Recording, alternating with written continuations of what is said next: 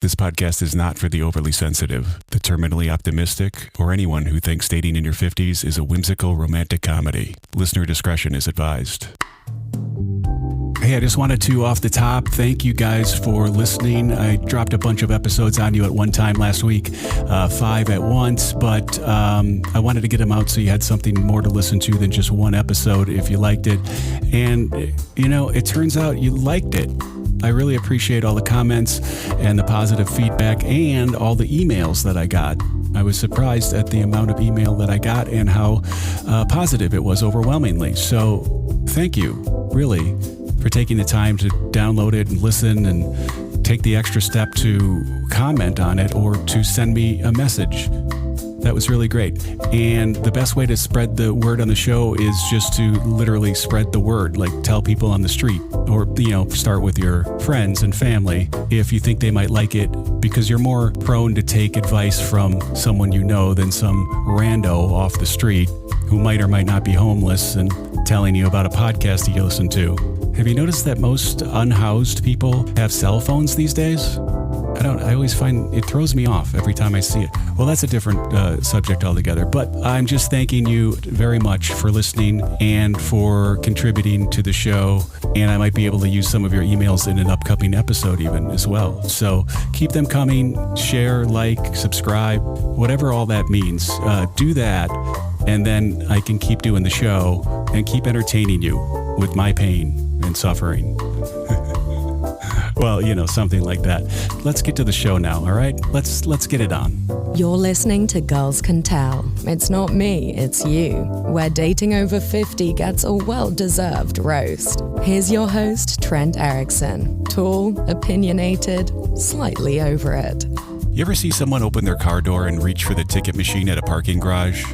That's not just a one-time logistical issue happening. That's a lifestyle. That's like the person telling you, my life is complete chaos and I've just decided that that's fine. Welcome to Girls Can Tell. It's not me, it's you.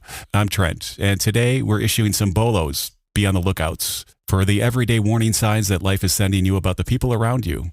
Let's start with some that kind of go without saying. Bolo number 1. Anyone using red duct tape to fix a broken taillight? No, sir. Just because you used red tape doesn't make it any more compliant with the law than had you used blue. If you think about it, this wasn't just some quick fix they threw together at the last minute. They're in it for the long haul. They had to think about it, go to the store and buy the red tape, and then apply it carefully around the taillight. It's not like anyone has that stuff just sitting around. Number 2. The people with 44 bumper stickers on their vehicle.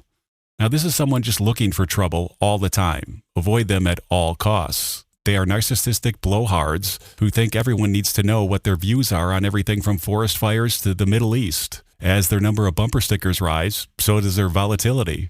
These are people who are like one bad day away from flipping out at a Cracker Barrel. Bolo number 3, T-shirt tuckers. If you're tucking a pocket tee into your dad jeans without it being a joke or part of a sick Halloween costume, you're a danger to society. Full stop. Bolo number 4, elevator rushers. If you can't wait 3 seconds for me to exit an elevator, you've got the issues. These are definitely the same people you'll find yelling over you in arguments. Number 5, people who, after you let them merge onto a jammed roadway ahead of you, then start letting people merge in front of them. Listen, that's not how this works. You're only here because I let you be there. Now you're essentially making decisions for my life? I should be able to take back my let-in at that point. Let's move on to the dating apps because, well, bolos are everywhere there. First of all, let's get honest about breaking down what the apps are really all about.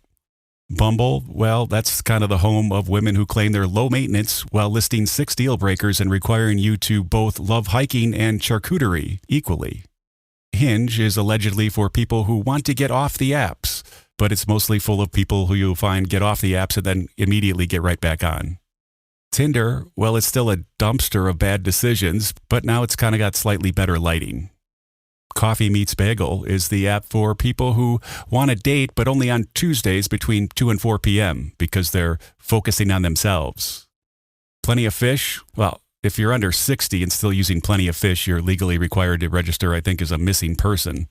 And then there's the niche ones, and a lot of them. Christian Mingle, Farmers Only, Gluten-Free Singles. There's probably a dating app out there right now exclusively for left-handed Capricorn dog groomers who only eat paleo. Now, maybe I can get into that one. The funny guy or girl, if they say I'm hilarious more than once in their bio or even once, prepare for aggressively unfunny sarcasm and uncomfortable movie quotes. Funny people never have to tell you how funny they are because, well, they're too busy actually being funny. The in town for 3 days traveler. If you feel the need to plan a cross-country hookup on a 72-hour layover, maybe reconsider your life priorities. Clearly, these are people who are looking to cheat on their significant others back home and probably neatly fit your body into a trunk afterwards. Fake location people. If they live in Ohio but are currently in Chicago and it doesn't say travel mode, they're here for one reason, and it's not to see Lake Michigan. See my previous point for more information on your fate. And by the way, if you're secretly on the apps after finding a girlfriend or boyfriend, you're not just checking, you're just cheating. And look out for anyone with multiple secret email addresses, extra Instagram accounts, a hidden WhatsApp, a burner Telegram, and a Twitch channel where they just play games with friends until 4 a.m. At that point, you're dating multiple people, most of which are probably involved in a witness protection program of some sort. I've had women match with me, ask for my WhatsApp immediately, and then within 3 sentences, try to sell me cryptocurrency. Another one tried to convert me to Christianity in under 90 seconds. Honestly, I kind of respected their hustle a little bit. And let's not forget the bear rug photos. Nothing else says, I'm looking for a meaningful connection, quite like a staged picture on a synthetic pelt from Bed Bath & Beyond. When too many matches are insulting. When your inbox starts getting flooded with likes from people you wouldn't touch with with anything, it messes with your head. You start to wonder, is this my league? No, it can't. Is it? But the apps don't care. They're just trying to keep you swiping. Listener email from Sandra in Vermont. Hey, Trent, love the show. I went on a date with a guy who had 3 different half-used bottles of cologne in his glove compartment. Not at his house, but in his car. He told me it was for emergencies. What kind of emergencies is he expecting? Sandra, listen, if he's got a mobile cologne bar, which I sort of respect in many ways, he's dating other people and conducting field ops. No man carries that many scents unless he's consistently needing a fresh reset. Mobile sprayers, more like, you guessed it, mobile players. See, I had to take that one. It was too easy. The real lesson today is that bolos are everywhere. Once you start to see them, you sort of can't unsee them. In life, in dating, and in that guy who still uses a Hotmail account but claims he's a tech entrepreneur. Stay sharp. Trust your instincts out there because no one ever said, man, I wish I ignored more red flags. If you've got a be on the lookout worthy story, real life or dating life, send it my way. I'll roast it, salute it, or just sort of nod in horror and kind of respect it a little bit in the back of my mind. I'm Trent. This is Girls Can Tell. It's not me, it's you. New episodes every Tuesday, available wherever you get your podcasts. Please like, share, and follow. You can email the show anytime at girlscantellpodcast@gmail.com. Stay alert, stay skeptical, and for the love of God, try to go 3 days in Milwaukee without sex. Come on.